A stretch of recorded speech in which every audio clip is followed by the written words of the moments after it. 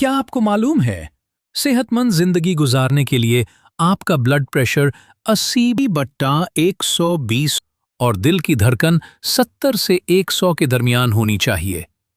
आपके जिस्म का दर्जा हरारत 36.8 से 37.3 तक और सांस लेने की रफ्तार 12 से 16 बार फी मिनट होनी चाहिए।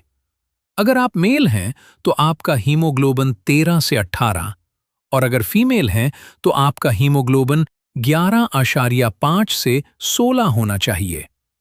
कोलेस्ट्रॉल का लेवल भी 130 से 200 के दरमियान होना जरूरी है। इसके अलावा आपके जिस्म में पोटेशियम की मिकदार 3.5 से 5 तक और सोडियम 135 से 145 के दरमियान होनी चाहिए।